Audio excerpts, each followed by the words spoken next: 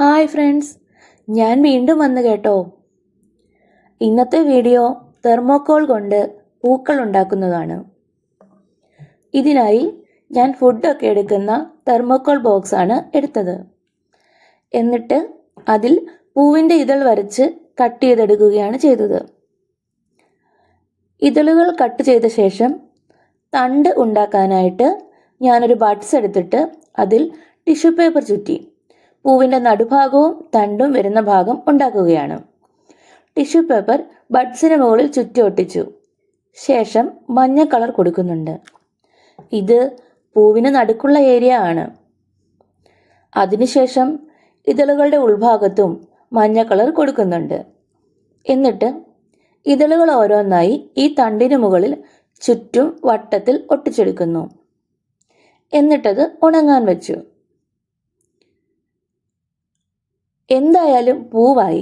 ഇനി പൂവിന് ഇല കൂടെ ഉണ്ടാക്കാം അല്ലേ?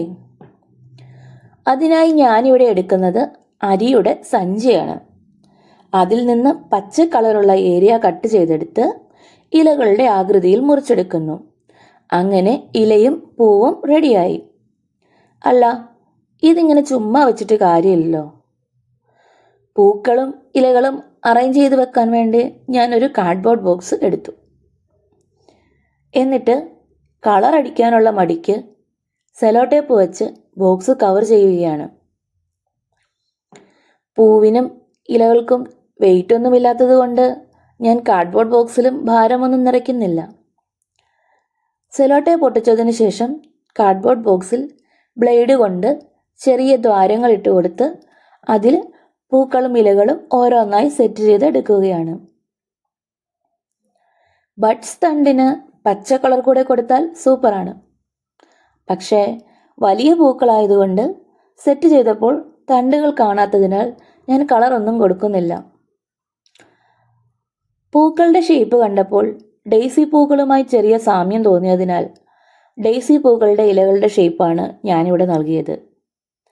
നിങ്ങൾക്ക് എൻ്റെ പൂക്കളും ഇലകളുമൊക്കെ ഇഷ്ടമായോ? എളുപ്പമല്ലേ ഉണ്ടാക്കാൻ? പറ്റുന്നവരൊക്കെ ട്രൈ ചെയ്ത് നോക്കണം കേട്ടോ. പിന്നെ അഭിപ്രായങ്ങളൊക്കെ അറിയിക്കണം കേട്ടോ.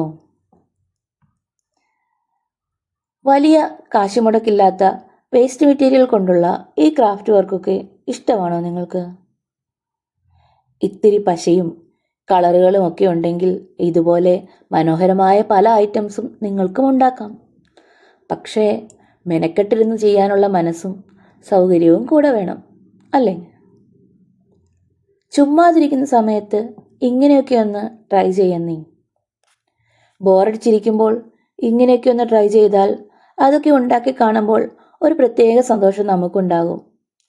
മാത്രമല്ല നമ്മുടെ ഉള്ളിൽ കോൺസെൻട്രേഷനും ക്ഷമയും സന്തോഷവും ഒക്കെ വർദ്ധിക്കുന്നത് കാണാം. അതുമാത്രമല്ല വെറുതെ ഓരോന്നോർത്ത് ടെൻഷൻ അടിച്ച് അസുഖങ്ങൾ വരുത്തി വയ്ക്കുന്നതിലും നല്ലതല്ലേ നമ്മുടെ ശ്രദ്ധ ഇതുപോലെ ഓരോ കാര്യങ്ങൾക്കായി വിനിയോഗിക്കുന്നത്. പിന്നെ ഇപ്പോൾ കുട്ടികൾക്ക് സ്കൂൾ പ്രൊജക്റ്റുകളിൽ ഇതുപോലുള്ള ക്രാഫ്റ്റ് വർക്കുകളും ചെയ്യാനുണ്ട്. അപ്പോൾ ഇങ്ങനെയൊക്കെ ഓരോന്നുണ്ടാക്കുമ്പോൾ പുതിയ പുതിയ ഐഡിയാസ് നിങ്ങൾക്കും ഉണ്ടാകും. നിങ്ങളുടെ ക്രിയേറ്റിവിറ്റി കൂടുതൽ മെച്ചമാകും. അത് പ്രയോജനപ്പെടുത്തുമ്പോൾ കൂടുതൽ ക്രിയേറ്റീവായ ഐഡിയാസ് പ്രോജക്റ്റുകളിൽ ഉൾപ്പെടുത്താനും കഴിയും. അങ്ങനെ കുഞ്ഞുങ്ങൾക്ക് കൂടുതൽ മാർക്ക് നേടാനും നിങ്ങൾക്ക് അവരെ സഹായിക്കാം. അപ്പോൾ അടുത്ത വീഡിയോ വരും വരെ ബൈ.